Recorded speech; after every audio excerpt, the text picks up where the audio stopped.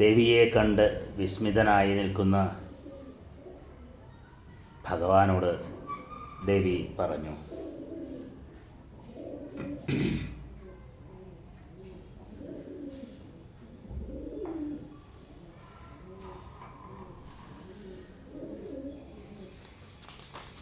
ഞാൻ മഹാലക്ഷ്മിയാണ്.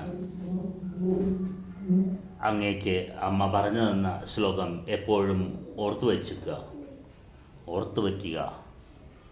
ശൃണു ശൗരേ വജോ മേദ്യ സഗുണാഹം ചതുർഭുജ മാം ജാനാസി ന ജാനാസി നിർഗുണം സഗുണാലയം. ഹേ വിഷ്ണു, ഞാൻ പറയുന്നത് കേൾക്കൂ.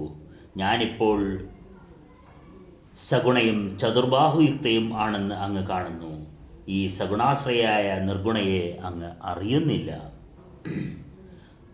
ത്വാം ജാനീഹി മഹാഭാഗ ത്വയാ ചക്രീകൃതം പുണ്യം ഭാഗവതം വിദ്ധി വേദസാരം ശുഭാവം.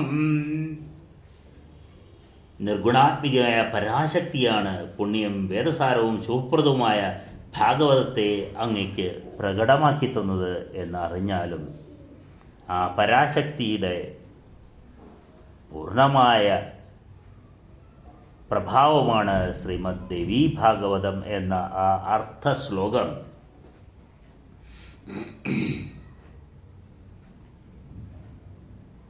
ഈ തത്വം സദാ മനസ്സിൽ സൂക്ഷിക്കണം.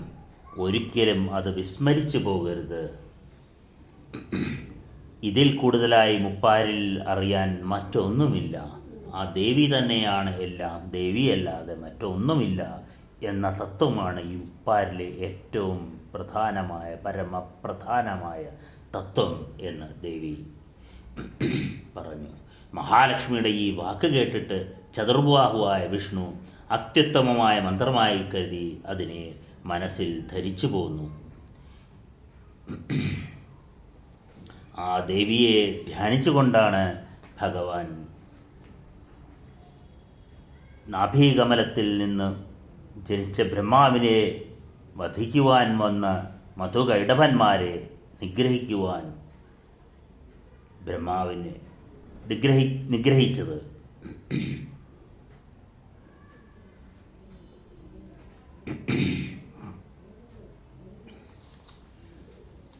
ആ മന്ത്രങ്ങൾ ജപിച്ചുകൊണ്ടിരിക്കുന്ന ഭഗവാനെ കണ്ടിട്ട് ബ്രഹ്മാവ് ചോദിച്ചു, അങ്ങ് എന്താണ് ജപിച്ചുകൊണ്ടിരിക്കുന്നത്? അപ്പോൾ ഭഗവാൻ പറഞ്ഞു,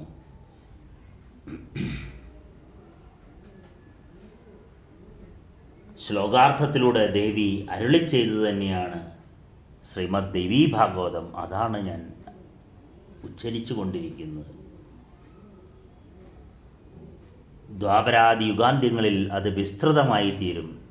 വേദവ്യാസൻ, എൻ്റെ അംശമായി തന്നെ ജനിക്കുന്ന വേദവ്യാസൻ അതിനെ വിപുലമായി വിസ്തരിച്ച് ദ്വാദശസ്കന്ധമായി അതിനെ എഴുതും എന്ന് വിഷ്ണു പറഞ്ഞു.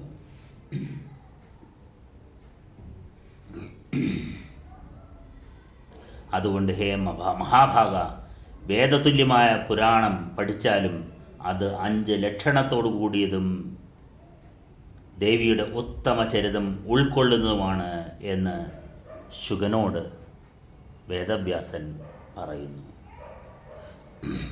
18 ശ്ലോകാനാം കുരുസംഗ്രഹം അജ്ഞാനനാശനം ദിവ്യം ജ്ഞാനഭാസ്കരബോധകം. ജ്ഞാനസൂര്യനെ കാണിച്ചു തരുന്ന അജ്ഞാനനാശകമായ 18,000 ശ്ലോകങ്ങളുള്ള ആ ഗ്രന്ഥം അങ്ങ് പഠിച്ചാലും സുഖദം ശാന്തിദം ധന്യം ദീർഘായുഷ്യകരം ശിവം ശൃണ്വതാം പഠതാം ചേതം പുത്രപൗത്ര വിനർത്ഥകം. ഈ പുരാണത്തിൻ്റെ പഠവും ശ്രവണവും സുഖവും ശാന്തിയും നൽകും, ധന്യതയുണ്ടാക്കും, മംഗളവും ദീർഘായുസ്സും നൽകും, പുത്രപൗത്രാദികളെ നൽകുന്നതും.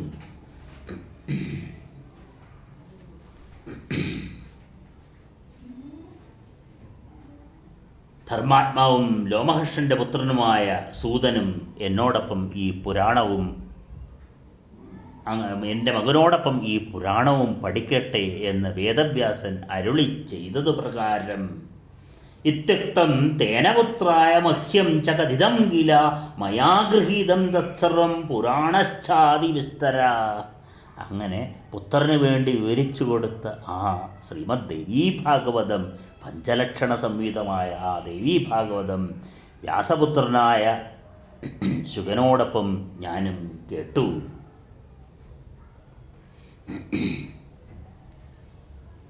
മുഴുവൻ പഠിച്ചു കഴിഞ്ഞിട്ടും ശുകന് മറ്റൊരു വസിഷ്ഠനെ പോലെ വ്യാസാശ്രമത്തിൽ കഴിഞ്ഞു. അദ്ദേഹത്തിന് ഒരിക്കലും ഗൃഹസ്ഥാശ്രമിയാവാൻ കഴിഞ്ഞില്ല. തനിക്ക് തൻ്റെ പുത്രനെ ഉപദേശിച്ച് നേരെയാക്കുവാൻ കഴിയില്ല, ഗൃഹസ്ഥാശ്രമിയാക്കാൻ കഴിയുകയില്ല. ഇവൻ ബ്രഹ്മചാരിയായി നിലനിൽക്കും എന്ന് മനസ്സിലാക്കിയ വേദവ്യാസൻ ശുകനെ മിഥിലാപുരിയിലെ രാജാവായ ജനകൻ്റെ അടുത്തേക്ക് പറഞ്ഞയക്കുകയാണ്. ഇനി തുടർന്ന് ശുകൻ ജനകപുരിയിലേക്ക് കയറുന്നതും അവിടെ ദ്വാരപാലകൻ ശുകനെ തടഞ്ഞു നിർത്തുന്നതും, തുടർന്ന് ജനകൻ്റെ അനുമതിയോടുകൂടി ശുകബ്രഹ്മർഷിയെ കൂട്ടിക്കൊണ്ട്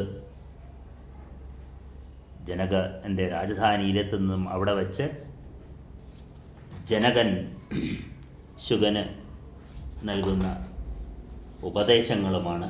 അത് നമുക്ക് കേൾക്കാം.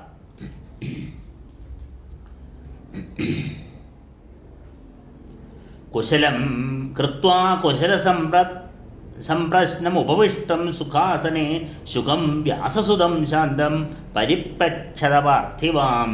കുശലപ്രശ്നം ചെയ്ത ശേഷം സുഖാസനത്തിലിരിക്കുന്ന ശാന്തനും വ്യാസതുല്യനുമായ ശുകനോട് ജനക മഹാരാജാവ് ചോദിച്ചു, കിം നിമിത്തം മഹാഭാഗ നിസ്പൃഹസ്യ ച മാം പ്രതീം ജാതം ഹ്യാഗമനം ബ്രൂഹി കാര്യം തന്മുനിസത്തമാം.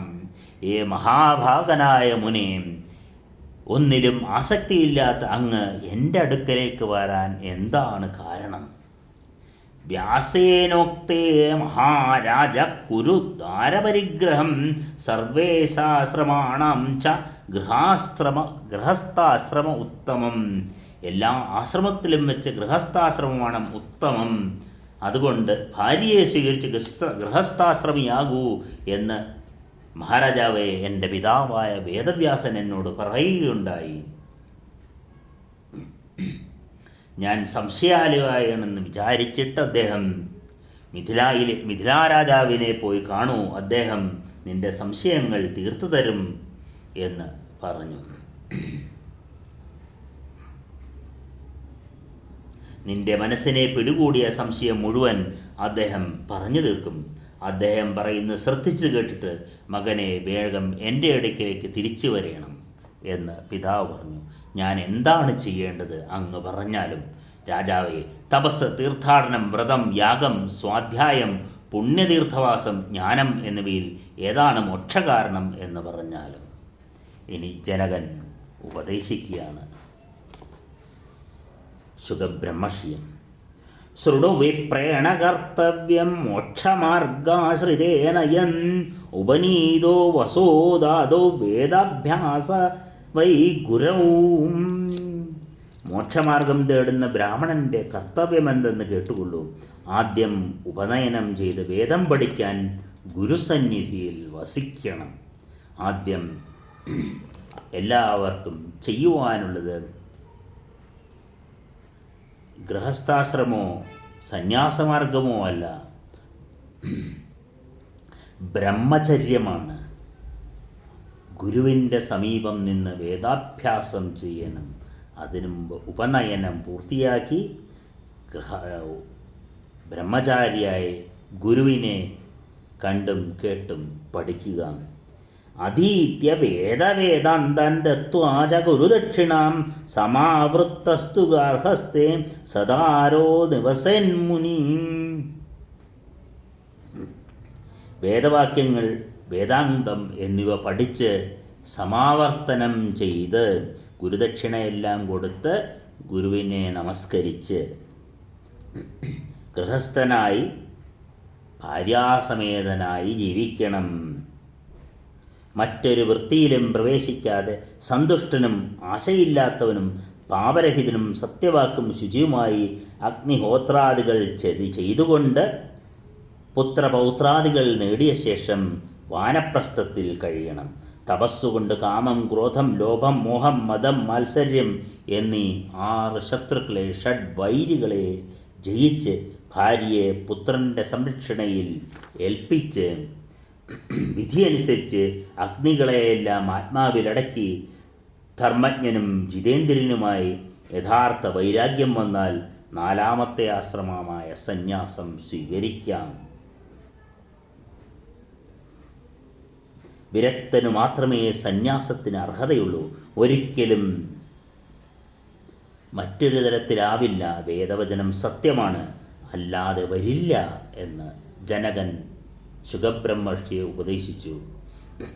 നേരിട്ട് ആർക്കും സന്യാസ ജീവിതത്തിലേക്ക് പ്രവേശിക്കാൻ കഴിയുകയില്ല. ഹേ ശുക, വേദം അനുശാസിക്കുന്ന 48 സംസ്കാരങ്ങളുണ്ട്. സേകം തുടങ്ങി അന്ത്യസംസ്കാരം വരെയുള്ള 48 ഉള്ളവയിൽ ഗൃഹസ്ഥന് അനുഷ്ഠിക്കേണ്ടത് 40 എണ്ണമാണെന്ന് മഹാത്മാക്കൾ പറയുന്നു.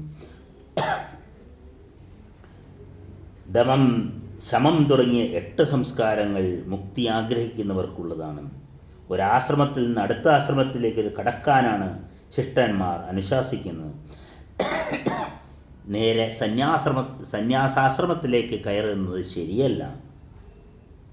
ഉൽപ്പന്നേ ഹൃദി വൈരാഗ്യേ ജ്ഞാനവിജ്ഞാന സംഭവേ അവശ്യമേവ വസ്തവ്യം ആശ്രമേഷു വനേഷു വാം. പ്രപഞ്ചിക വിഷയങ്ങളെക്കുറിച്ചുള്ള അനിത്യതാബോധവും ആത്മാവിനെക്കുറിച്ച് നിത്യാബോധവും കൊണ്ട് ഹൃദയത്തിൽ യഥാർത്ഥ വൈരാഗ്യമുണ്ടായാൽ ഓരോ ആശ്രമത്തിനും അവശ്യം കഴിഞ്ഞിട്ടും വേണോ സന്യസിക്കാൻ നേരെ വാനപ്രസ്ഥം സ്വീകരിച്ചുകൂടെ എന്ന് ശുകബ്രഹ്മർഷി ചോദിക്കുന്നു. ജനകൻ അതിന് പറയുന്ന മറുപടി വളരെ നമുക്ക് എല്ലാവർക്കും വേണ്ടി പറയുന്ന വളരെ മനോഹരമായ ജനകൻ്റെ മറുപടി നമുക്ക് കേൾക്കാം. ഇന്ദ്രിയാണി ബലിഷ്ഠാനി ന നിയുക്താനി മാനദാം അപക്വസ്യ പ്രകുർവന്തി വികാരാം സ്ഥാനനേകശാം. ഇന്ദ്രിയങ്ങൾ കരുത്തുറ്റവയാണ്. അവയെ നിലയ്ക്ക് നിർത്തുക വളരെ പ്രയാസമാണ്. അവ പാകം വരാത്തതായാൽ പലതരത്തിലുള്ള വികാരങ്ങൾ ഉണ്ടാകും. ഭോജനേച്ഛാം സുഖേച്ഛാം ച സയ്യേച്ഛാം ആത്മജസ്യ ജാം യദി ഭുക്ത്വാ കഥം കുര്യാത് വികാരേ സമുപസ്ഥിതേ. സന്യാസിയായ ശേഷം വികാരമുണർന്ന് ആഹാരത്തിലും സുഖത്തിലും കിടപ്പിലും മക്കളിലും ആശ വന്നാൽ എങ്ങനെ നിറവേറ്റും? ദുർജരം വാസനാജാലം ന ശാന്തിം ഉപയാതി വൈം അധസ്തച്ഛമനാർത്ഥായ ക്രമേണ ച പരിത്യജേം. നിത്യയൗവനമുള്ള വാസനകൾ അടങ്ങുകയേയില്ല. അതുകൊണ്ട് അവയെ അടക്കി നിർത്താൻ വേണ്ടി ക്രമമനുസരിച്ച് ഓരോരോ ആശ്രമധർമ്മത്തെ സ്വീകരിക്കുകയും പിന്നെ അതിനെ വെടിയുകയും വേണം. ഊർധ്വം സുപ്തപദത്യേവ ന ശയാനപദധ്യത പരിവ്രജ്യ പരഭ്രഷ്ടോ ന മാർഗം ലഭതേ പുനാ. മുകളിൽ കിടന്നുറങ്ങുന്നവൻ താഴെ വീഴും, താഴെ കിടക്കുന്നവൻ വീഴുകയില്ല. സന്യാസിയായതിനു ശേഷം ഭ്രഷ്ടനായാൽ പിന്നെ അവന് മറ്റൊരു മാർഗവും ഇല്ല. യഥാ പീപീലികാമൂല ശാഖായാമധിരോഹതീം ശനൈ ശനൈ ഫലം യാതി സുഖേന പദഗാമിനി. യഥാ പിപീലികോ മൂലാച്ഛായ ശാഖായാം അധിരോഹതി. എങ്ങനെയാണോ പിപീലിക മൂലത്തിൽ നിന്ന് ശാഖയിലേക്ക് കയറുന്നത്, ഉറുമ്പ് എങ്ങനെയാണോ വേരിൽ നിന്നും പതുക്കെ പതുക്കെ ശനൈ ശനേ ശാഖകളിലേക്ക് കയറി ഫലം യാതി സുഖേന പദഗാമിനി, എങ്ങനെയാണ് പഴത്തിലേക്ക് എത്തിച്ചേരുന്നത്, അതേപോലെ പതുക്കെ പതുക്കെ ഓരോ ആശ്രമങ്ങളും സ്വീകരിച്ച് തടസ്സമുണ്ടാകുമെന്നുള്ള ഭയമില്ലാതെ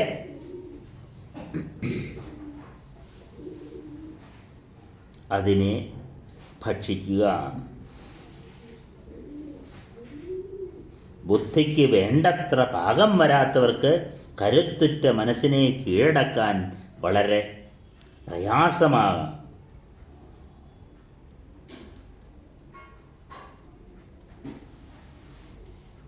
പറന്നു വരുന്ന പക്ഷി ഫലങ്ങൾ കഴിച്ചിട്ട് വീണ്ടും പറന്ന് തളരുന്നു. ഉറുമ്പ് എന്നാൽ പതുക്കെ കയറി പഴം തിന്ന് സാവധാനം പഴത്തിൽ തന്നെ വിശ്രമിക്കുകയും ചെയ്യുന്നു. ബുദ്ധിക്ക് വേണ്ടത്ര പാകം വരാത്തവർക്ക് കരുത്തുറ്റ മനസ്സിനെ കീഴടക്കുവാൻ വളരെ പ്രയാസമാണ്. അതിനാൽ ക്രമേണ ഓരോ ആശ്രമവും കടന്ന് അതിനെ സ്വാധീനമാക്കണം. ഗൃഹസ്ഥാശ്രമത്തിൽ കഴിയുന്നവനാണെങ്കിലും ഒരാൾ ആത്മജ്ഞാനിയും ശാന്തനും ഉദാരമതിയും ആയിക്കൂടുന്നില്ല.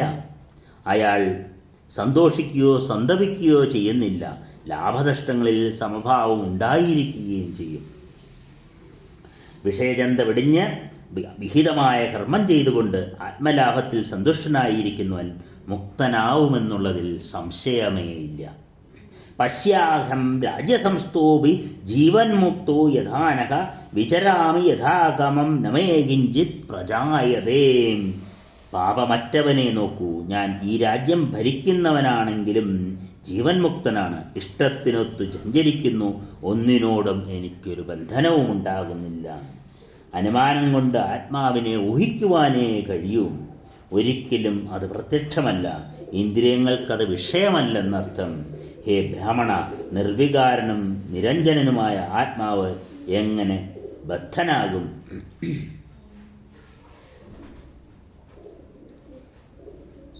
ബ്രാഹ്മണ, വലിയ സുഖദുഃഖങ്ങൾക്കെല്ലാം കാരണം മനസ്സാണ്. മനസ്തു സുഖദുഃഖാനാം മഹതാം കാരണം തുജ ജാതേതു നിർമ്മലേഹ്യസ്മിൻ സർവം ഭവതി നിർമ്മലാം. അത് നിർമ്മലമായാൽ എല്ലാം നിർമ്മലമായി. ഭ്രമൻ സർവേഷു തീർത്ഥേഷു സ്നാത്വാ സ്നാത്വാ പുനഃ പുനഃ നിർമ്മലം ന മനോ യാവത് താവത് സർവം നിരർത്ഥകം. ചുറ്റിക്കറങ്ങി സകല തീർത്ഥജലങ്ങളിലും വീണ്ടും വീണ്ടും സ്നാനം ചെയ്തിട്ടും മനസ്സ് നിർമ്മലമായില്ലെങ്കിൽ അതെല്ലാം അർത്ഥശൂന്യമാണ്. ന ദേഹോ ന ജീവാത്മാ ഇന്ദ്രിയാണി വരന്തവ മന ഏവ മനുഷ്യാണം കാരണം ബന്ധമോക്ഷയോ. ഹേ പരന്തപ, ശരീരമല്ല, ജീവാത്മാവല്ല, ഇന്ദ്രിയവുമല്ല, മനസ്സ് ഒന്നു മാത്രമാണ് മനുഷ്യരുടെ ബന്ധമോക്ഷങ്ങൾക്ക് കാരണം. ശുദ്ധോ മുക്ത സദൈവാത്മാ നവൈ ബധ്യത ഗ്രഹിജിത് ബന്ധമോക്ഷോ മനസ്സംസ്ഥോ തസ്മിൻ ശാന്തേ പ്രശാമ്യതി. ആത്മാവ് സദാ ശുദ്ധനും മുക്തനുമാണ്. അതൊരിക്കലും ബദ്ധനായി തീരുകയുമില്ല. ബന്ധമോക്ഷങ്ങൾ മനസ്സിനെ ആശ്രയിച്ചിരിക്കുന്നതാണ്. മനസ്സ് ശാന്തമായാൽ പിന്നെ ബന്ധവുമില്ല, മോക്ഷവുമില്ല.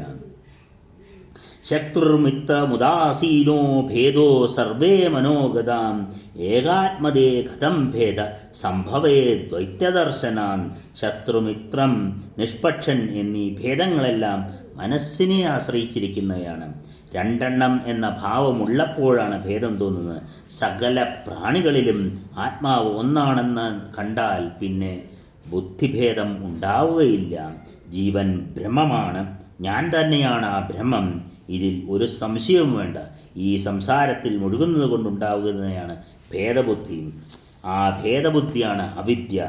ഭേദബുദ്ധി ഇല്ലാത്ത വിദ്യയെയും അവിദ്യയെയും സംബന്ധിച്ച് വിജ്ഞന്മാർ സദാ അറിഞ്ഞിരിക്കേണ്ടതാണ്. വെയിലില്ലാതെ തണലിൻ്റെ സുഖാനുഭവം ഉണ്ടാകുമോ? അതുപോലെ അവിദ്യയില്ലാതെ വിദ്യയുടെ മഹത്വം എങ്ങനെ അറിയും? കണ്ണ്, ചെവി തുടങ്ങിയ ഇന്ദ്രിയങ്ങൾ രൂപം, ശബ്ദം തുടങ്ങിയ ഗുണങ്ങളിൽ വർത്തിക്കുന്നവയാണ്. പഞ്ചഭൂതങ്ങൾ അവയുടെ തന്മാത്രകളിലും വർത്തിക്കുന്നു. ഇന്ദ്രിയങ്ങളാകട്ടെ ഇന്ദ്രിയ വിഷയങ്ങളിലും. അതുകൊണ്ട് ആത്മാവിനെന്ത് ദോഷം? എല്ലാത്തിലും എല്ലാവരുടെയും രക്ഷയ്ക്ക് വേണ്ട പെരുമാറ്റ ചട്ടങ്ങൾ വേദങ്ങളിൽ നിർദ്ദേശിച്ചുണ്ട്. അല്ലെങ്കിൽ ബൗദ്ധന്മാർക്കെന്ന പോലെ ധർമ്മച്യുതി സംഭവിക്കും. ധർമ്മനാശേ വിനഷ്ട സ്യാത് വർണ്ണാചാരോ അതിവർത്തിതാം തതോ വേദപ്രതിഷ്ഠേന മാർഗേണ ഗച്ഛതാം ശുഭം. ധർമ്മം നശിച്ചാൽ വർണ്ണാചാരങ്ങൾ ലംഘിക്കപ്പെട്ട് നശിക്കും. അതിനാൽ വേദനിർദ്ദിഷ്ടമായ മാർഗത്തിലൂടെ പോകുന്നവർക്കാണ് നന്മ. ജനകന്റെ ഉപദേശം കേട്ടിട്ട് ശുകൻ സംശയം ചോദിച്ചു. രാജാവേ, അങ്ങ് പറയുന്നതെന്തോ അതൊക്കെ ശ്രദ്ധിച്ചു കേട്ടിട്ടും എൻ്റെ സംശയം തീരുന്നില്ല. വേദധർമ്മേഷു ഹിംസാ സ്യാത് അധർമ്മ ബഹുളാഹിസാം കഥം മുക്തിപ്രദോ ധർമ്മോ വേദോക്തോ ബദ ഭൂപതേ. വൈദിക കർമ്മങ്ങളിൽ ഹിംസയുണ്ട്, അധർമ്മം നിറഞ്ഞു തന്നെയാണത്. അതുകൊണ്ട് രാജാവേ, വേദോക്തമായ ധർമ്മം എങ്ങനെ മുക്തിപ്രദമാകും? പ്രത്യക്ഷേണ ത്വനാചാര സോമപാനം നരാധിപ പശുനാം ഹിംസനം ത്വദ്വത് ഭക്ഷണം ചാമിഷസ്യ ചാം. മഹാരാജാവ്, പ്രത്യക്ഷമായ ഒരു അനാചാരമാണ് സോമപാനം, അതുപോലെ തന്നെ പശുഹിംസയും മാംസഭക്ഷണവും. സൗത്രാമണി എന്ന യാഗത്തിൽ പ്രത്യക്ഷമായി തന്നെ സുരപാനം വിധിച്ചിട്ടുണ്ട്. അതുപോലെ ചൂതുകളിയും വിവിധ വ്രതങ്ങളും. പണ്ട് ശശബിന്ദു എന്നൊരു രാജാവുണ്ടായിരുന്നതായി കേട്ടിട്ടുണ്ട്. യാഗം നടത്തുന്നതിനും ധർമ്മതൽപരനും ദാനശീലനും സത്യസന്ധനുമായിരുന്നു അദ്ദേഹം. അദ്ദേഹം ഒട്ടേറെ യാഗങ്ങൾ ചെയ്യിച്ചു. യാഗങ്ങളിൽ ഹോമിച്ച പശുക്കളുടെ തോലുകളെല്ലാം കൂടി അത് ഒരു പർവ്വതമായി തീർന്നു. അതിന്മേൽ മേഘങ്ങൾ വർഷിച്ചത് മൂലമത്തെ ചർമ്മണ്വതി നദി ഉദ്ഭവിച്ചത്. ആ രാജാവും ദിവംഗതനായി ഭൂമിയിൽ അദ്ദേഹത്തിന് ശാശ്വതമായ കീർത്തിയുമുണ്ടായി. ഇത്തരം വൈദിക ധർമ്മങ്ങളിലേക്ക് എൻ്റെ ബുദ്ധി പോകുന്നില്ല. സ്ത്രീകളുമായി സദാ സംസർഗം ചെയ്യുന്നുകൊണ്ട് വിഷയഭോഗത്തിൽ മനുഷ്യൻ സുഖം കണ്ടെത്തുന്നു. അതില്ലാതെ വരുമ്പോൾ അത്യന്തം ദുഃഖിക്കുകയും ചെയ്യുന്നു. എന്നിരിക്കെ എങ്ങനെ ജീവൻ മുക്തനാകും? ജനകൻ പറഞ്ഞു, ഹിംസായജ്ഞേഷു പ്രത്യക്ഷാ സ അഹിംസ പരികീർത്തിത ഉപാധിയോഗതോ ഹിംസ നാന്യധേതി വിനർണയ. യജ്ഞത്തിലെ പ്രത്യക്ഷമായ ആ ജന്തുഹിംസ അഹിംസയായിട്ടാണ് പ്രകീർത്തിക്കപ്പെടുന്നത്. ആസക്തിയോടുകൂടി ചെയ്യുന്നത്തെ ഹിംസ. മറ്റൊരു തരത്തിലും ഹിംസ ഇല്ലെന്നാണ് പ്രമാണം. വിറകുമായി ചേരുന്നത് കൊണ്ടാണ് അഗ്നിയിൽ പുകയുണ്ടാകുന്നത്. അതുപോലെ തന്നെ വിറകില്ലാത്ത തീക്കനൽ പുകയില്ലാതെ തിളങ്ങുന്നു. ഹേ മുനിസത്തമ, അങ്ങനെ വേദോക്തമായ ഹിംസയെ അഹിംസയായി തന്നെ കാണാം. എന്നാൽ വിഷയാസക്തന്മാർക്ക് അത് ഹിംസയാണ്, വിരക്തന്മാർക്കത് അല്ലതാനും. ആസക്തിയില്ലാതെയും അതുപോലെ അഹങ്കാരമില്ലാതെയും ചെയ്യുന്ന ഏത് കർമ്മവും ചെയ്യാത്തതായിട്ടറിയണമെന്ന് ബുദ്ധിമാനായ പണ്ഡിതന്മാർ പറയുന്നുണ്ട്.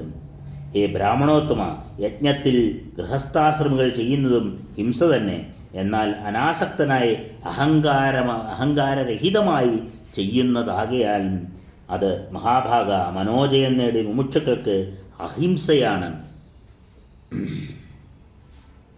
മഹാരാജാവേ, എൻ്റെ മനസ്സിൽ സംശയം നിലനിൽക്കുന്നു. മായയിൽ മുഴുകിക്കഴിയുന്നവൻ എങ്ങനെ അനാസക്തനായി തീരും? ശാസ്ത്രജ്ഞാനവും അതുപോലെ നിത്യാനിത്യ വിവേകവും നേടിയിട്ടും മനസ്സിൽ നിന്ന് മോഹം പോകുന്നില്ലെങ്കിൽ ആ മനുഷ്യൻ എങ്ങനെ മുക്തനാകും? ദീപത്തെപ്പറ്റി പറഞ്ഞതുകൊണ്ട് മാത്രം ഇരുട്ടില്ലാതാകുന്നില്ലല്ലോ. അതുപോലെ ഉള്ളിലെ ഇരുട്ടകറ്റാൻ ശാസ്ത്രപഠനവും കൊണ്ടുണ്ടാകുന്ന ജ്ഞാനം പര്യാപ്തമല്ല. ശാസ്ത്രത്തിൽ നിന്ന് ലഭിക്കുന്നത് പരോക്ഷജ്ഞാനമാണ്. അത് അവിദ്യയെ നശിപ്പിക്കുന്നില്ല. അതിന് അപരോക്ഷാനുഭൂതി അഥവാ ആത്മാനുഭൂതി തന്നെ വേണം. ജ്ഞാനികൾ ഒരിക്കലും ഒരു പ്രമാണിയെപ്പോലും ദ്രോഹിക്കരുത്. രാജർഷി, അത് എങ്ങനെ ഒരു ഗൃഹസ്ഥന് സാധ്യമാകും? അങ്ങയുടെ മനസ്സിലെ ആഗ്രഹങ്ങൾ അടങ്ങിയിട്ടില്ല. രാജഭോഗങ്ങൾ അനുഭവിക്കാനുള്ള ആഗ്രഹവും അങ്ങനെ തന്നെ.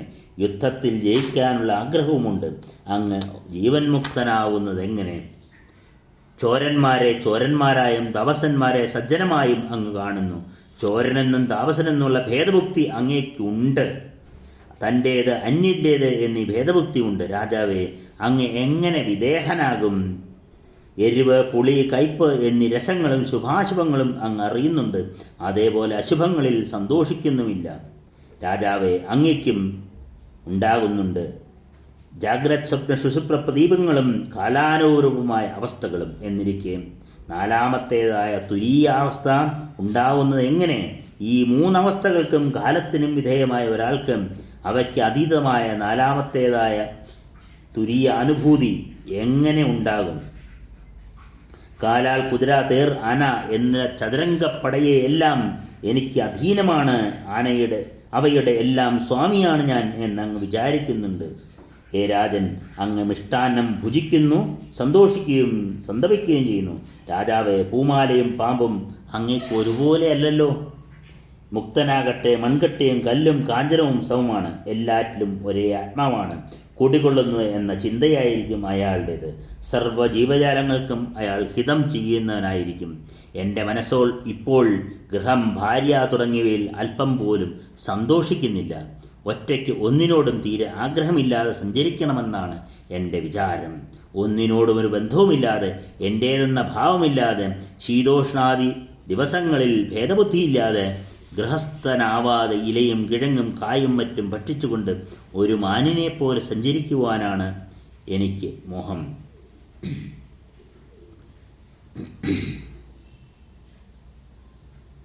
പല ആഗ്രഹങ്ങൾ തിങ്ങി നിറഞ്ഞ് പല പ്രകാരത്തിലങ്ങ് ചിന്തിക്കുന്നു. ആഗ്രഹങ്ങൾക്കെതിരാ ചിന്തയ്ക്ക് ഏകാഗ്രതയോ ഇല്ലെന്ന് ചുരുക്കം. ഞാൻ വിമുക്തനാണെന്ന് പറയുകയും ചെയ്യുന്നു. ഒപ്പം തനി ഭോഷ്കാണെന്ന് എനിക്ക് തോന്നുന്നു.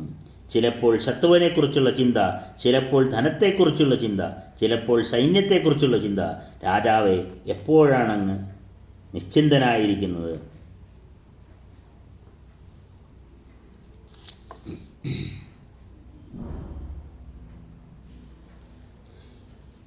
ഇങ്ങനെയുള്ള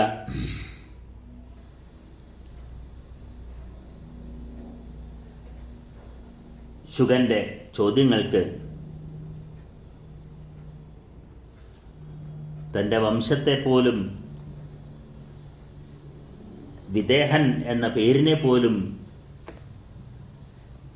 അർത്ഥശൂന്യമായി കണ്ട ശുഗബ്രഹ്മർഷിയോട് സമചിത്തതയോട് ജനകൻ മറുപടി പറയുന്നു. സത്യമുക്തം ത്വയാ നാത്ര മിഥ്യാ കിംചിദിദം മതം തഥാപി ശൃണു വിപ്രേന്ദ്ര ഗുരുകർമ്മ സുപൂജിതാം. ഹേ ബ്രാഹ്മണോത്തമ, അങ്ങ് പറഞ്ഞത് സത്യം തന്നെയാണ്. അതിൽ തെല്ലും അസത്യമില്ല. എന്നാലും ഗുരുവും എനിക്ക് പൂജ്യനാണല്ലോ. അദ്ദേഹത്തിൻ്റെ അഭിപ്രായം എനിക്ക് മാനിക്കേണ്ടതാണല്ലോ. പിതാവുമായുള്ള ബന്ധമുപേക്ഷിച്ച് വനത്തിൽ പോകാനാണല്ലോ അങ്ങ് ആഗ്രഹിക്കുന്നത്. അങ്ങേക്ക് മൃഗങ്ങളുമായി നല്ല ചേർച്ചയുണ്ടാവുമെന്നതിൽ സംശയമേ ഇല്ല. ഇവിടെ ജനക മഹാരാജാവ് ശ്രീമദ് ഭാഗവതത്തിലെ പഞ്ചമസ്കന്ധത്തിൽ ഭരതമുനിയുടെ കാര്യമാണ് സൂചിപ്പിക്കുന്നത്. ഭരതമുനി എല്ലാം ഉപേക്ഷിച്ച്, രാജ്യഭാരമെല്ലാം ഉപേക്ഷിച്ച്, ഭരത മഹാരാജാവ് എല്ലാം ഉപേക്ഷിച്ച് വനത്തിൽ ചെന്നിട്ടും അവിടെയും അദ്ദേഹത്തെ ഒരു മാനിനോടുള്ള സ്നേഹം നിമിത്തം വീണ്ടും അദ്ദേഹം മാനായി ജനിക്കുകയും പിന്നീട് അദ്ദേഹം സത്യം മനസ്സിലാക്കി വീണ്ടും ജനിച്ചപ്പോൾ അദ്ദേഹം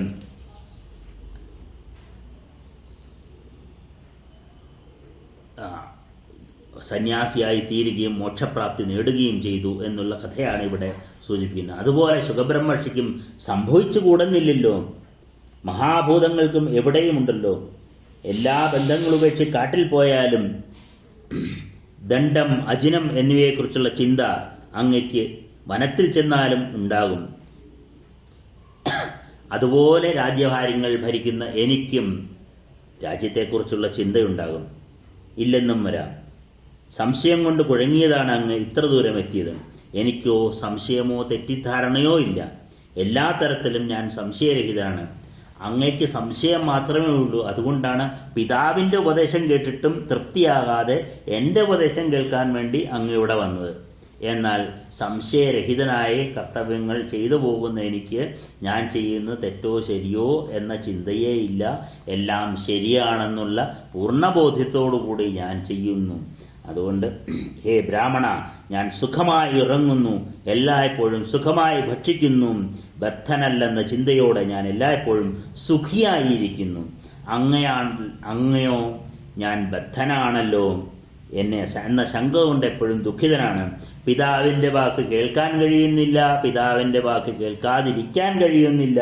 എന്തു ചെയ്യണം എന്നുള്ള ചിന്ത അങ്ങയെ എപ്പോഴും ബുദ്ധിമുട്ടിക്കുന്നു. ഈ ശരീരം എൻ്റേതാണെന്നുള്ള വിചാരമാണ് ബന്ധം, എൻ്റേതല്ലെന്ന വിചാരം മുക്തിയും. അതുപോലെ ധനം, ഗൃഹം, രാജ്യം എന്നിവയൊന്നും എൻ്റേതല്ലെന്ന വിചാരം എന്നിൽ ഉറച്ചിരിക്കുന്നു. അതുകൊണ്ട് എനിക്ക് ഒന്നിനോടും ബന്ധവുമില്ല, വിരക്തിയുമില്ല. എല്ലാം ഈശ്വര അർപ്പിതമായി ഞാൻ കർമ്മങ്ങൾ ചെയ്യുന്നു. അതുകൊണ്ട് ബന്ധവും മോക്ഷവും അതിലൊരു വിഷയമേ അല്ല എനിക്ക്. ഇങ്ങനെയുള്ള ജനകൻ്റെ വാക്കുകൾ കേട്ട് സംപ്രീതനായി ശുകൻ ജനകനെ നമസ്കരിച്ചു.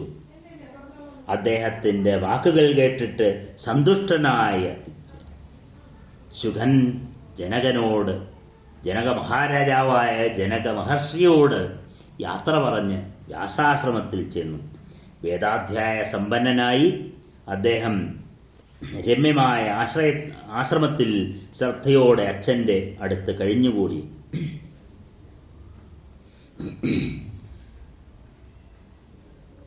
പിതൃക്കളുടെ പുത്രിയായ സുഭഗയും സുന്ദരിയുമായ പീവലിയെ അദ്ദേഹം വിവാഹം കഴിച്ചു. അദ്ദേഹം അവളിൽ കൃഷ്ണൻ, ഗൗരപ്രഭൻ, ഭൂരി, ദേവശ്രുതൻ എന്നിങ്ങനെ 4 പുത്രന്മാരെയും കീർത്തി എന്ന കന്യകയെയും നേടി. കന്യകയെ വിഭ്രാജന്റെ പുത്രനും മഹാത്മാവുമായ അണുഹന് വിവാഹം ചെയ്തു കൊടുത്തു. അണുഹന്റെ പുത്രനുമാണ് ശ്രീമാനും പ്രതാപവാനുമായ ബ്രഹ്മദത്തൻ. ശുഗപുത്രിയിൽ ജനിച്ച അദ്ദേഹം ബ്രഹ്മജ്ഞാനിയും രാജാവുമായിരുന്നു. കുറേക്കാലം കഴിഞ്ഞപ്പോൾ നാരദന്റെ ഉപദേശനിമിത്തം അത്യുത്തമമായ യോഗമാർഗത്തിലൂടെ പരമമായ ജ്ഞാനം നേടിയിട്ട് രാജ്യഭാരം പുത്രനെ ഏൽപ്പിച്ച്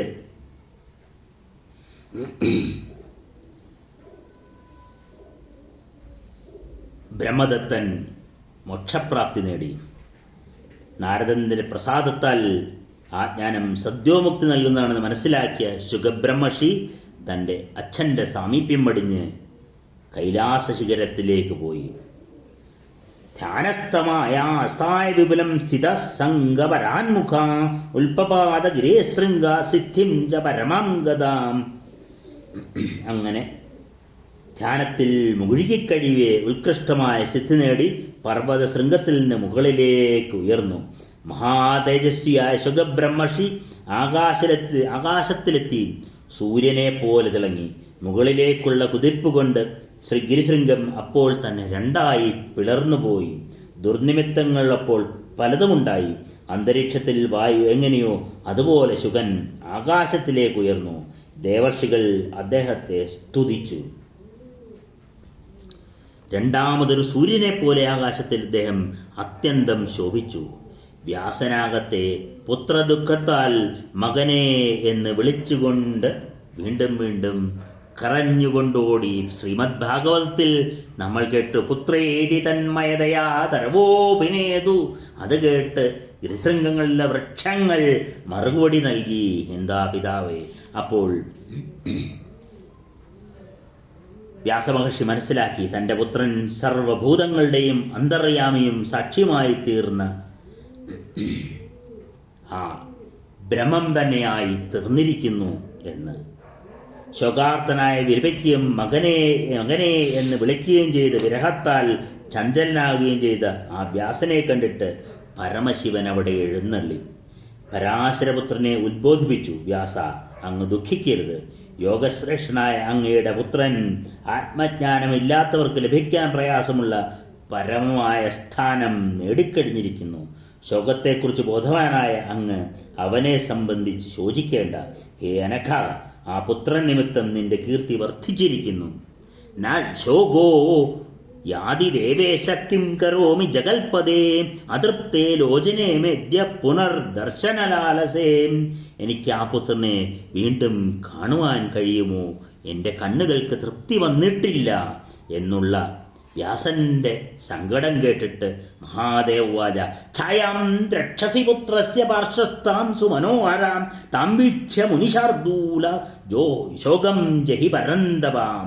ഛായാശുകനെ എപ്പോഴും അങ്ങയുടെ പാർശ്വത്തിലായി കാണാൻ കഴിയും എന്ന് പറഞ്ഞ് അതുകൊണ്ട് അദ്ദേഹം പുത്രദുഃഖം വെടിഞ്ഞാലും എപ്പോൾ അങ്ങേക്ക് കാണണമോ അങ്ങയുടെ പാർശ്വത്തിൽ ഛായാശുകനുണ്ടായിരിക്കും.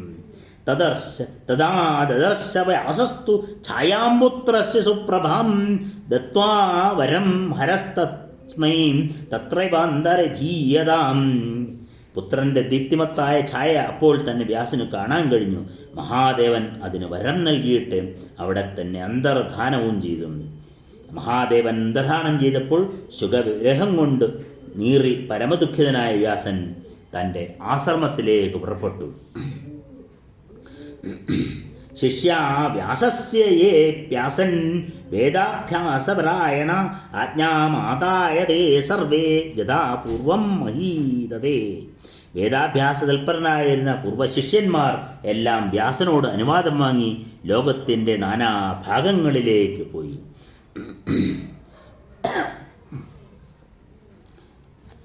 മകൻ മരിച്ചു. ശിഷ്യന്മാരെല്ലാവരും തന്നെ പിരിഞ്ഞുപോയി. ജാഹ്നവി തീരത്ത് വെച്ച് താൻ വെടിഞ്ഞതുപോലും ശോകസംതപ്തിയും ദാശപുത്രിയുമായ ആ മാതാവിനെ വ്യാസൻ മനസാ സ്മരിച്ചു. തൻ്റെ മാതാവായ സത്യവതിയെ സ്മരിച്ചുകൊണ്ട് ശ്രേഷ്ഠമായ ആ പർവ്വതം ഉപേക്ഷിച്ച് മഹാതേജസ്വിയായ മഹർഷിയും സ്വന്തം ജന്മസ്ഥാനത്തെത്തിച്ചേർന്നു. ദിവം പ്രാധ്യായ പപ്രച്ചക്വ ഗദാ സാവരാനന നിഷാദസ്തം സമാചക്യൂർ ദത്താ യാജ്ഞേതു കന്യക. ആ ദ്വീപിലെത്തിയപ്പോൾ ദാശരാജാവ് വ്യാസനെ സസന്തോഷം പൂജിച്ചു. തൻ്റെ പുത്രിയെ മഹാരാജാവായ ശന്തനുവിന് വിവാഹം കഴിച്ചു കൊടുത്ത വാർത്ത അദ്ദേഹത്തെ അറിയിച്ചു. ഇന്ന് എൻ്റെ ജന്മം സഫലമായി മഹർഷേ. ഞങ്ങളും കുലവും പരിശുദ്ധമായി.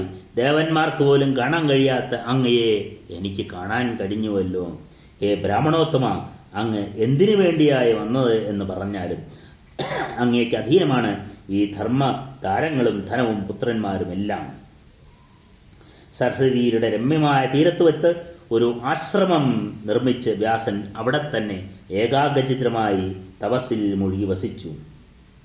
അതിതേജസ്വിയായ ശന്തനു മഹാരാജാവിന് സത്യവതിയിലുണ്ടായ 2 പുത്രന്മാരെയും വ്യാസൻ തൻ്റെ സഹോദരന്മാരായി വിചാരിച്ചുകൊണ്ട് സുഖമായി വനത്തിൽ തന്നെ വസിച്ചു.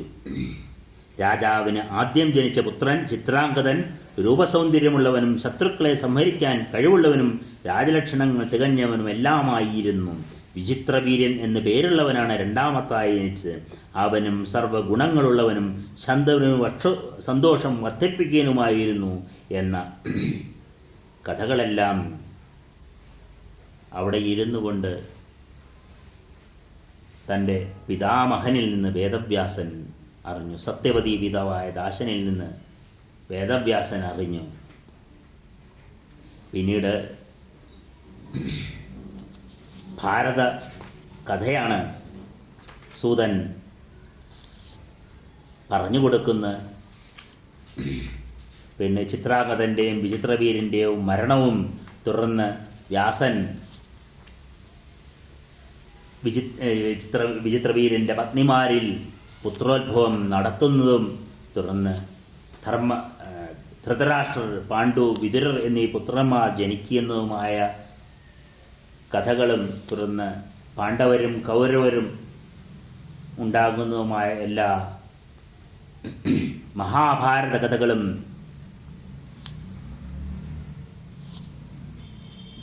സൂതൻ മഹർഷിമാർക്ക് പറഞ്ഞുകൊടുത്തു. ശൗനകാദി മഹർഷിമാർക്ക് പറഞ്ഞുകൊടുത്തു. എല്ലാ കഥകളും ശ്രവിച്ച ശേഷം പറഞ്ഞു. പിന്നീട് വ്യാസൻ പറഞ്ഞു, മഹാഭാരത യുദ്ധത്തിന് ശേഷം 36 വർഷം കഴിഞ്ഞപ്പോൾ എല്ലാത്തിനും സാക്ഷിയായിരുന്ന ഭഗവാൻ ശ്രീകൃഷ്ണ ഭഗവാനും സ്വകർമ്മവും സ്വന്തം വംശവും ഭഗവാനിൽ ലയിപ്പിച്ച് സ്വയം ശരീരവും ഉപേക്ഷിച്ച് ഒരു വേടനാൽ തൻ്റെ പാദങ്ങളിൽ അസ്ത്രം സ്വീകരിച്ച് ദേഹം ഉപേക്ഷിച്ച് വൈകുണ്ഠധാമത്തിലേക്ക് യാത്രയായി എന്ന് പറഞ്ഞു. തുടർന്ന് പരീക്ഷിത് രാജാവായ കഥയും പാണ്ഡവാദികൾ എല്ലാം ഉപേക്ഷിച്ച് വനവാസത്തിന് പോയ കഥയും ദേഹത്യാഗം ചെയ്ത് മോക്ഷപ്രാപ്തിയെ പ്രാപിച്ചതും ആയ കഥയും, തുടർന്ന് പരീക്ഷിത്ത് തൻ്റെ ഭരണത്തിൽ കലി നിഗ്രഹം ചെയ്തതും കലിബാധയെ തുടർന്ന് മുനിയെ സർപ്പത്തിനാൽ സർപ്പം കഴുത്തിലിട്ട് അധിക്ഷേപിച്ചതും മുനിപുത്ര ശാപത്താൽ പരീക്ഷത്തിൻ്റെ സർപ്പദംശനവും തുടർന്ന് മരണവും എല്ലാം പറഞ്ഞു.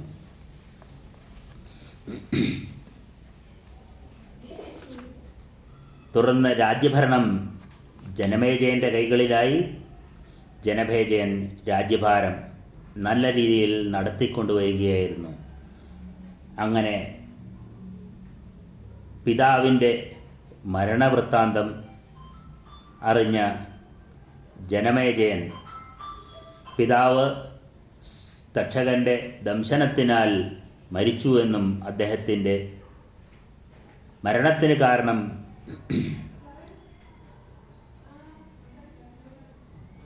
മുനിശാപമായിരുന്നുവെന്നും മനസ്സിലാക്കി.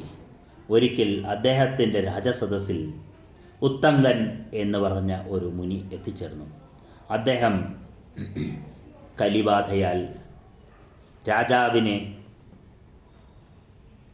ഉപദേശങ്ങളാൽ അദ്ദേഹത്തിൻ്റെ ദുഷീകരിപ്പിച്ചു. മനസ്സ് ദുഷിച്ച ജനമേജയൻ ചിന്തിച്ചു, തൻ്റെ പിതാവിൻ്റെ മരണകാരണം സർപ്പമാണ്. ഉത്തങ്കമഹർഷി അതിന് ആക്കം കൂട്ടിക്കൊടുത്തു. പിതാവിനെ രക്ഷിക്കുവാനായി എത്തിയ കശ്യപനെ ധനം കൊടുത്ത് തിരിച്ചയക്കുകയായിരുന്നു തക്ഷകൻ ചെയ്തത്. അതുകൊണ്ട് തക്ഷകന് തൻ്റെ ദംശനമേറ്റാൽ പരീക്ഷിത്ത് മരിക്കണം എന്ന തൻ്റെ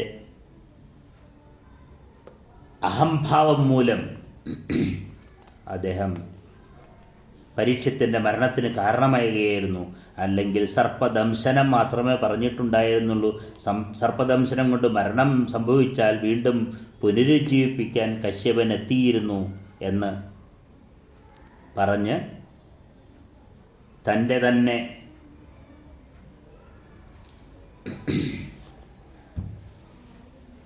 നേതൃത്വത്തിൽ ഒരു സർപ്പസത്രം നടത്തുവാനായി ജനമേജയനെ ഉദ്ഘോഷിച്ചു.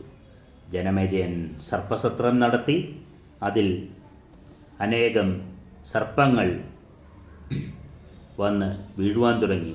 തക്ഷകനെ സർപ്പസത്രത്തിലേക്ക് ആവാഹിച്ചപ്പോൾ തക്ഷകൻ ദേവേന്ദ്രൻ്റെ സഹായം തേടി. ഉത്തങ്കൻ ദേവേന്ദ്രനോടൊപ്പം തക്ഷകനെ സർപ്പത്തിലേക്ക് ആവാഹിച്ചപ്പോൾ പെട്ടെന്ന് ബ്രഹ്മാവിൻ്റെ ഉപദേശപ്രകാരം ആസ്തികൻ എന്ന ഒരു ബ്രഹ്മർഷി അവിടെ എത്തിച്ചേരുകയും തൻ്റെ പിതാവിൻ്റെ മരണകാരണം ആയുസ്സറ്റതുകൊണ്ടാണ്, അല്ലാതെ തക്ഷകനല്ല, തക്ഷകൻ അതിനൊരു കാരണമായി ഭവിച്ചത് മാത്രമേയുള്ളൂ എന്ന് ജനമേജയനെ ഉദ്ബോധിപ്പിക്കുകയും ചെയ്തു. അതിൻ്റെ പേരിൽ സർപ്പസത്രം നിർത്തുവാനും ആസ്തികൻ ആവശ്യപ്പെട്ടതനുസരിച്ച് ജനമേജയൻ സർപ്പസത്രം നിർത്തി. തുടർന്നും തൻ്റെ മനസ്സിലുള്ള വിഭ്രാന്തിയും ഭയാശങ്കകളും ദുർമരണം സംഭവിച്ച തൻ്റെ പിതാവിന് മോക്ഷപ്രാപ്തി നൽകാൻ മകനായ തനിക്ക് കഴിയുന്നില്ലെന്നുള്ള, പുത്രൻ എന്ന നാമത്തിന് താൻ അർഹനല്ലെന്നുള്ള ചിന്ത ജനമേജയനെ വല്ലാതെ വലച്ചു. അദ്ദേഹം വ്യാസശിഷ്യനായ വൈശമ്പായനിൽ നിന്നും മഹാഭാരതം മുഴുവൻ ശ്രദ്ധാപൂർവം കേട്ടു. എന്നിട്ടും തൻ്റെ ദുഃഖം ശമിക്കാഞ്ഞ് തൻ്റെ കുലഗുരു കൂടിയായ വേദവ്യാസനോട് ചോദിച്ചു, ഹേ മഹർഷേ, എന്തുകൊണ്ടാണ് എനിക്ക് ദുഃഖം ശമിക്കാത്തത്? പിതാവായ പരീക്ഷത്തിൻ്റെ മോക്ഷത്തിന് കാരണമാകാൻ, പുത്രനാവാൻ എനിക്ക് കഴിയുന്നില്ല. എന്തുകൊണ്ടാണ് ആസ്തികൻ വന്ന് എൻ്റെ സർപ്പസത്രം തടഞ്ഞത്? അങ്ങ് ഇതിന് വിധിയായ ഒരു ഉപദേശം നൽകി എന്നെ രക്ഷിക്കണം. എൻ്റെ പിതാവിന് മോക്ഷപ്രാപ്തിയും വേണം എന്ന് പറഞ്ഞപ്പോൾ വേദവ്യാസൻ പറഞ്ഞു, ഹേ മഹാരാജാവേ, അങ്ങയുടെ ദുഃഖത്തിന് കാരണം അങ്ങ് യാഥാർത്ഥ്യങ്ങളിൽ നിന്ന് അകന്നു പോകുന്നതാണ്. വാസുകിയുടെ സഹോദരിയായ ജഗത്കാരു എന്ന സ്ത്രീയുടെയും അവരുടെ ഭർത്താവായ ജഗത്കാരു എന്ന് തന്നെ പേരുള്ള മുനിയുടെയും പുത്രനാണ് ആസ്തികൻ. പുത്രനെ നൽകിയ ശേഷം സന്യാസത്തിനായി പോയ ജഗത്കാരു ദേവിയെയും ആസ്തികനെയും സംരക്ഷിച്ചത് വാസുകിയായിരുന്നു. അതിനാൽ സർപ്പങ്ങളോടുള്ള പ്രേമം നിമിത്തം അദ്ദേഹം സർപ്പസത്രം അവസാനിപ്പിക്കുവാൻ അങ്ങയുടെ അടുത്തെത്തി. അങ്ങ് സർപ്പസത്രം ചെയ്തത് താമസ വികാരത്തോടു കൂടിയാണ്. അതുകൊണ്ടാണ് അങ്ങക്ക് ശാന്തി ലഭിക്കാത്തത്. അങ്ങ് സാത്വിക വിചാരത്തോടുകൂടി അങ്ങ് അംബാമഖം നടത്തൂ, അംബായജ്ഞം നടത്തി ശ്രീമദ് ദേവീ ഭാഗവതം എന്ന മഹദ്ഗ്രന്ഥം, ഞാൻ രചിച്ചതായ മഹദ്ഗ്രന്ഥം അങ്ങേക്ക് ഞാൻ കേൾപ്പിച്ചു തരാം. ആ പരാമ്പയായ ആ ദേവിയെ അങ്ങ് ഭക്തിപൂർവം സ്തുതിച്ച് അംബാമഖം നടത്തിയാൽ അങ്ങയുടെ സകല ദുഃഖങ്ങളും തീരുന്നതാണ് എന്ന് ജനമേജയനെ വ്യാസമഹർഷി ഉപദേശിക്കുന്നു.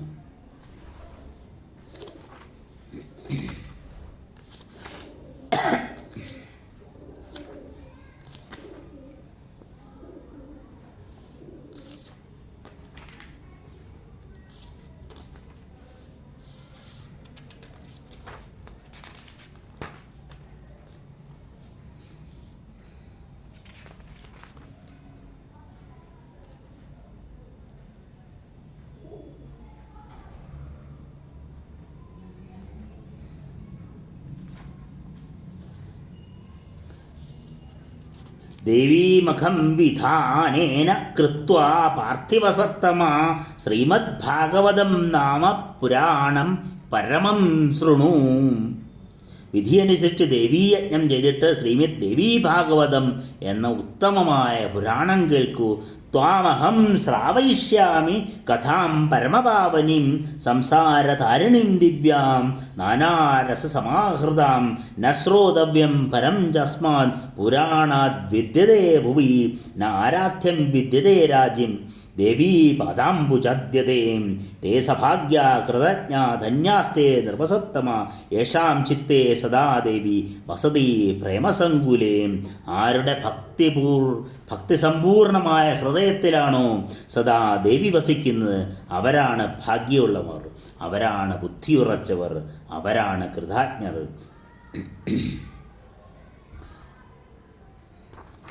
ആരാണോ ദേവിയെ ഉപാസിക്കാത്ത ഈ ഭാരതഭൂമിയിൽ അവരാണ് സദാ ദുഃഖിതരായി വസിക്കുന്നത്. ഇതും ശൃണു അനിത്യം സർവാൻ കാമാനവാപ്നിയാൻ ഭഗവത്യാ സമാഖ്യാതം വിഷ്ണവേദനുത്തമം.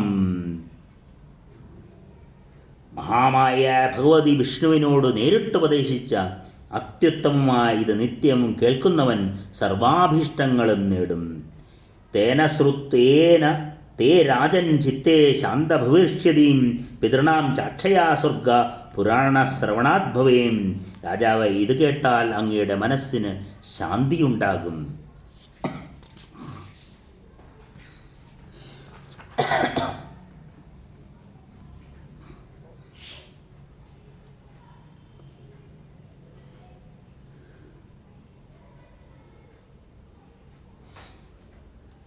ഇത് കേട്ട് ജനമേജയൻ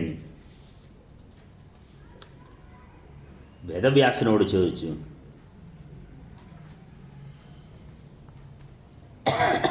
ബ്രഹ്മാദികളുടെ ഉത്പത്തി ആരിൽ നിന്നാണ് ഉണ്ടായത്? ത്രിമൂർത്തികൾ പോലും ഉത്ഭവിച്ചത് ആരിൽ നിന്നാണ്? ഇത് വ്യാസൻ പറഞ്ഞു, മകനെ, ഈ ചോദ്യം തന്നെ പണ്ട് നാരദ മഹർഷിയോട് ഞാൻ ചോദിക്കുകയുണ്ടായി. അത്ഭുതത്തോടെ അദ്ദേഹം പറഞ്ഞത് കേട്ടു. പണ്ടൊരിക്കൽ ഞാൻ ശാന്തനും സർവജ്ഞനും വേദത്തിൽ മുഖ്യതരുമായ നാരദമുനിയോട് ഈ ചോദ്യം ചോദിച്ചപ്പോൾ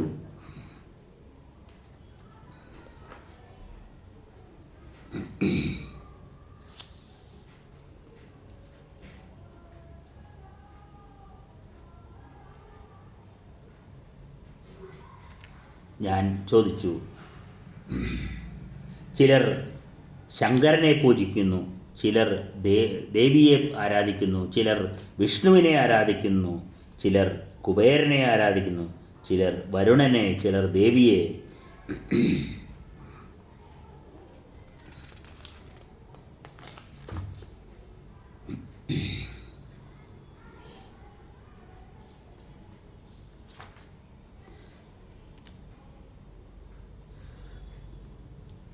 ഇതിൽ ആരെയാണ് എപ്പോഴും ആരാധിക്കേണ്ടത്? ചില മുനീശ്വരന്മാർ പറയുന്നു, രൂപരഹിതവും സർവവ്യാപകവുമായ ബ്രഹ്മമാണ് എല്ലാത്തിനും കാരണമെന്ന്. ചിലർ പറയുന്നു, ഈശ്വരനെ ഇല്ല, ഈ ബ്രഹ്മം സ്വയം ഉണ്ടായതാണ്, ഈശ്വരൻ എന്നൊരു ചിന്തയേ ഇല്ല.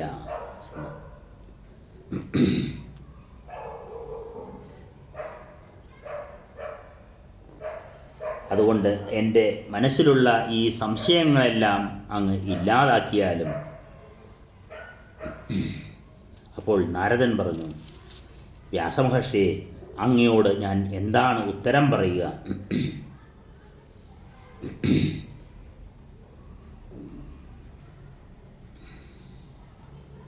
ഇതേ ചോദ്യം ഞാൻ എൻ്റെ പിതാവിനോടും ചോദിച്ചിട്ടുണ്ട്. അപ്പോൾ ബ്രഹ്മാവ് എന്നോട് പറഞ്ഞത്, ഈ ചോദ്യത്തിന് ഉത്തരം പറയുക അസാധ്യമാണ്. ഇതേ ചോദ്യം ഞാൻ പണ്ട്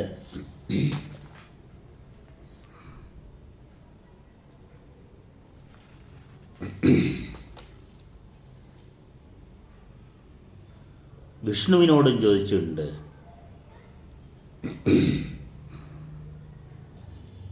ഞാൻ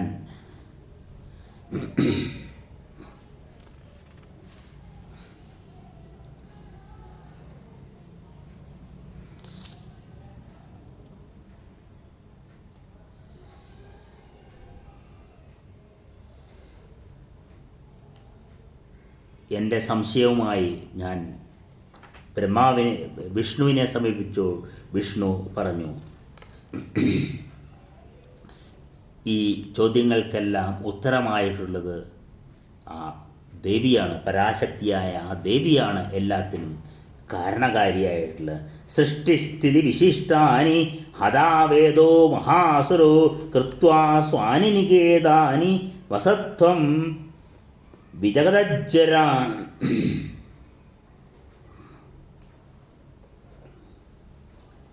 ആ ദേവി തന്നെയാണ് എല്ലാത്തിനും കാരണമായിട്ടുള്ളത്. ഇപ്പോൾ അങ്ങേക്ക് ഈ സംശയമുണ്ടാവാൻ കാരണമെന്താണ് ബ്രഹ്മാവേ? പണ്ട് ഞാൻ നിദ്രാഗ്രസ്തനായപ്പോൾ അങ്ങ് തന്നെയല്ലേ ദേവിയെ താമസീ രൂപത്തിൽ കണ്ട് പ്രാർത്ഥിച്ച് എന്നെ നിദ്രയിൽ നിന്ന് ഉണർത്തിയത്? അന്ന് നാം ദേവിയോടൊപ്പം ഒരു വിമാനത്തിൽ കയറിപ്പോയത് ഓർക്കുന്നില്ലേ എന്ന് പറഞ്ഞുകൊണ്ട് അദ്ദേഹം എന്നോട് ആ കഥ പറഞ്ഞു.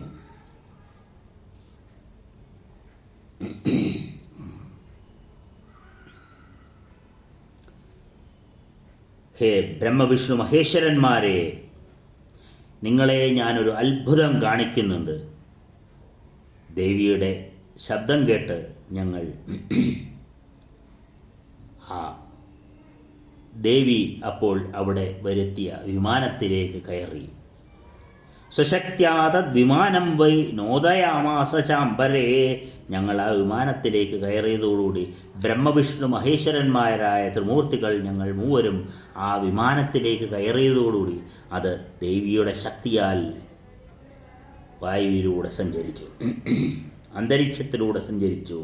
വൃക്ഷാ സർവഫലാരമ്യ കോകിലാരവമണ്ഡിത മഹീമഹീധരാ കാമം ഉപവനാനിജാം. പലതരം വനങ്ങളും പൂങ്കാവനങ്ങളും ഉപവനങ്ങളും ക്ഷണനേരം കൊണ്ട് ആ വിമാനം കടന്നുപോയി. കുറേ ദൂരം മുന്നോട്ട് പോയപ്പോൾ ഞങ്ങൾ അവിടെ ഒരു നന്ദനവനം കണ്ടു. ആ കാമധേനുവിൻ്റെ സമീപത്ത് ആ നന്ദനവനത്തിൽ ഒരു കൽപ്പവൃക്ഷവും കൽപ്പവൃക്ഷത്തിൻ്റെ തണലിൽ കാമധേനുവിനെയും കാമധേനുവിൻ്റെ സമീപത്ത് ഒരു നാൽക്കൊമ്പൻ ആനയെയും കണ്ടു ഞങ്ങൾ. കൽപ്പവൃക്ഷത്തോപ്പിനുള്ളിൽ പാടുകയും വിളയാടുകയും ചെയ്യുന്നു വളരെയധികം ഗന്ധർവന്മാരും യക്ഷന്മാരും വിദ്യാധരന്മാരും. ദേവലോകം കണ്ട ഞങ്ങൾ അത്യധികം അത്ഭുതപ്പെട്ടു. വരുണൻ, കുബേരൻ, യമൻ, സൂര്യൻ, അഗ്നി എന്നിവരൊക്കെയും അവിടെ നിൽക്കുന്ന മറ്റ് ദേവന്മാരെയും ഞങ്ങൾ കണ്ടു.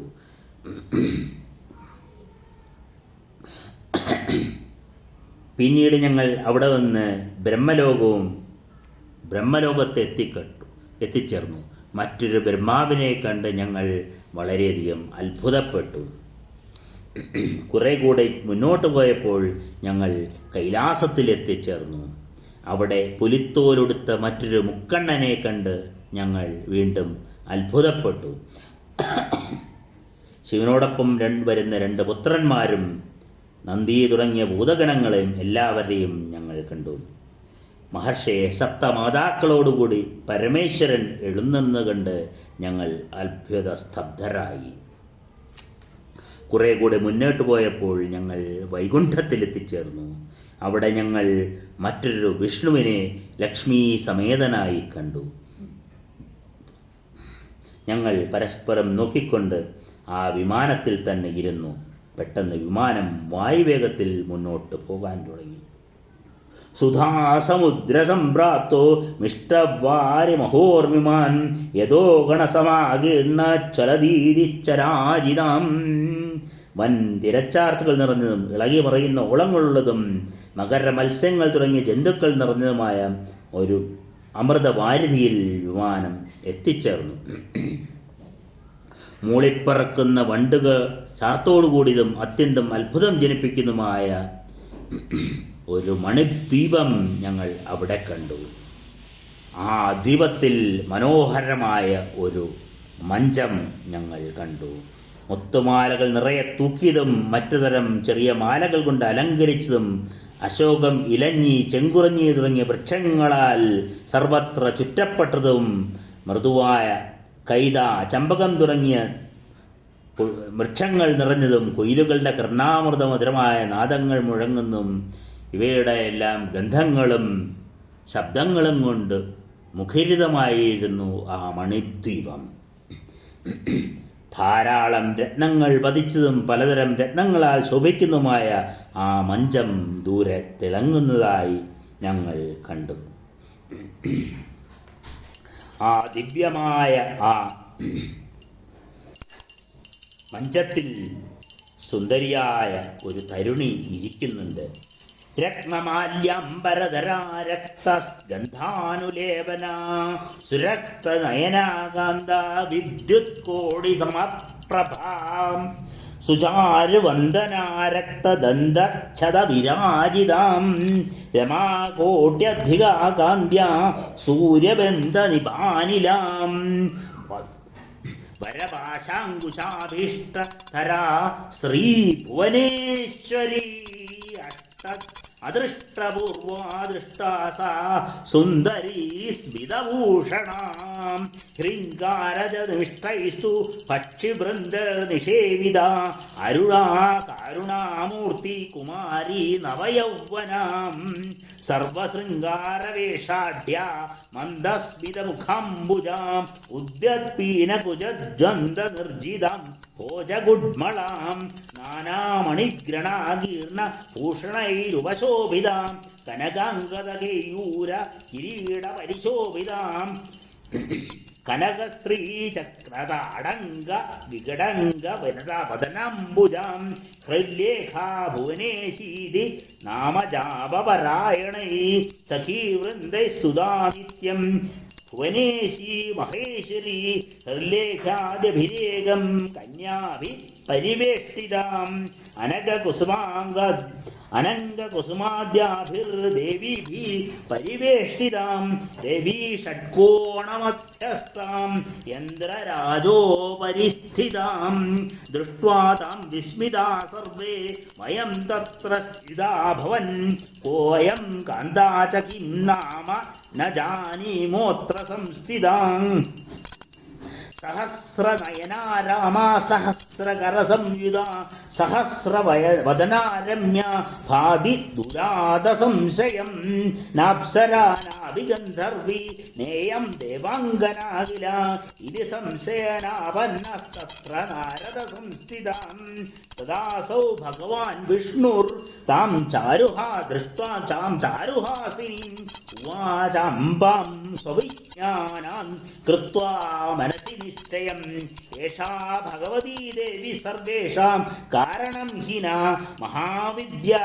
മഹാമായ പൂർണ്ണാ പ്രകൃതിരവ്യ ദുർജ്ഞേയാൽപാധിയാം ദേവി യോഗഗമ്യാ ദുരാശയാം ഇച്ഛാപരാത്മനകാമം നിത്യാനിത്യസ്വരൂപിണീം ദുരധ്യാധികൽപാഭഗ്യശ്ച ദേവി വിശ്വേശ്വരീ ശിവ വേദഗർഭാ വിശാലാക്ഷി സർവേഷാമാദിരീശ്വരീ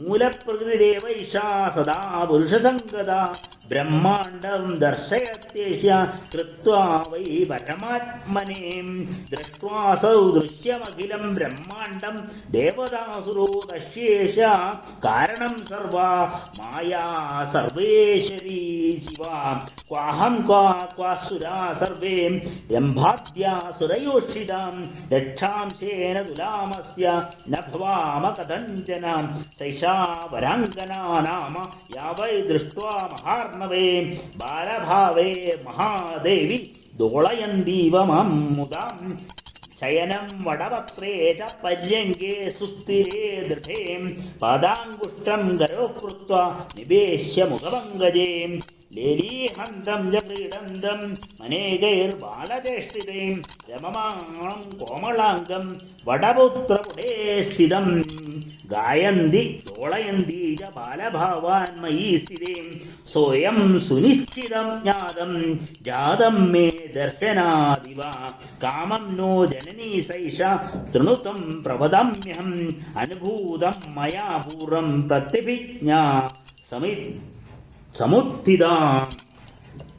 ഹേ ബ്രഹ്മാവേ ശ്രീപരമേശ്വര, ഇത് നമ്മൾ അന്ന് കണ്ട അതേ ദേവി തന്നെയാണ് എന്ന് പറഞ്ഞു നമുക്ക് ആ ദേവിയെ സ്തുതിക്കാം എന്ന് പറഞ്ഞുകൊണ്ട് ബ്രഹ്മവിഷ്ണു മഹേശ്വരന്മാർ ആ ദേവിയെ സ്തുതി തുടങ്ങി.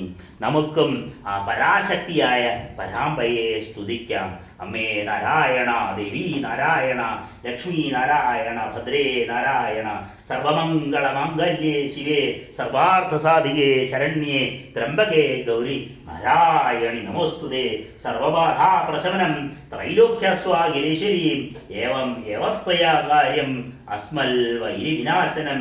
കാളികാളി മഹാകാളി ഭദ്രകാളി നമോസ്തുതേ. കുലം ച കുലധർമ്മം ച മാം ച പാലയ പാലയ. അമ്മേ നാരായണ, ദേവി നാരായണ, ലക്ഷ്മി നാരായണ, ഭദ്രേ നാരായണ. അമ്മേ നാരായണ, ദേവി നാരായണ, ലക്ഷ്മി നാരായണ, ഭദ്രേ നാരായണ. ഹര നമ പാർവതീ പതയേ. ഹര ഹര മഹാദേവ. മാധർമ്മേ മധുരേടവഗ്നി മഹിഷപ്രണാപഹാരോദ്യമേ ഹേലാധൂമ്രലോചനവദേ ഹേരണ്ഡമുണ്ടാർദിനി നിശേഷീകൃതരക്തബീജതല്ലേ നിത്യേ ശുംഭാവഹേ ശുംഭധ്വംസിനി സംഹരാശു ദുരിതം ദുർഗേ നമസ്ത്യംബികേ രാധാരമണ മുകുന്ദ മുരാരേ ശരണം മേ തവ ചരണയുഗം പവനപുരേശ രാധാകൃഷ്ണ ശരണം മേ തവ ചരണയുഗം ഹരിശരണം മേ തവ ചരണയുഗം ദേവി മഹേശ്വരി പാർവതി ശങ്കരി ശരണം മേ തവ ചരണയുഗം ശംഭോ ശങ്കര സാംബ സദാ ശിവ ശരണം മേ തവ ചരണയുഗം ശംഭോ ശരണം മേ തവ ചരണയുഗം മൂഷിക വാഹന വിഘ്ന വിനാശ ശരണം മേ തവ ചരണയുഗം അർമുഖദേവ ആപൽ ബാന്ധവ ശരണം മേ തവ ചരണയുഗം അമ്മേ ശരണം മേ തവ ചരണയുഗം കലിയുഗ വരദ കാനനവാസ ശരണം മേ തവ ചരണയുഗം ഭഗവത പ്രിയ ഭക്തജന പ്രിയ ശരണം മേ തവ ചരണയുഗം സ്വാമി ശരണം മേ തവ ചരണയുഗം അമ്മേ ശരണം മേ തവ ചരണയുഗം അമ്മേ ശരണം മേ തവ ചരണയുഗം സ്വസ്തി പ്രജാഭ്യാം പരിപാലയന്ത ന്യായേണ മാർഗേണ മഹിം മഹിഷ ഗോ ബ്രാഹ്മണേഭ്യോ ശുഭമസ്തു നിത്യം ലോകാ സമസ്താ സുഖിനോ ഭവന്തു കായേന വാചാ മനസേന്ദ്രിയ ബുദ്ധ്യാത്മനാ വാ പ്രകൃതേ സ്വഭാവാത് കരോമി യദ്യത് സകലം പരസ്മൈ നാരായണായേതി സമർപ്പയാമി യദക്ഷരപദപൃഷ്ടം മാത്രാഹീനം തു യദ്ഭവേം തത്സർവം ക്ഷമ്യതാം ദേവി നാരായണി നമോസ്തുതേ. ഹര നമഃ പാർവതീപതയേ ഹര ഹര മഹാദേവ സർവത്ര ദേവീനാമസങ്കീർത്തനം. ശ്രീ മഹാദേവ്യേ നമഃ.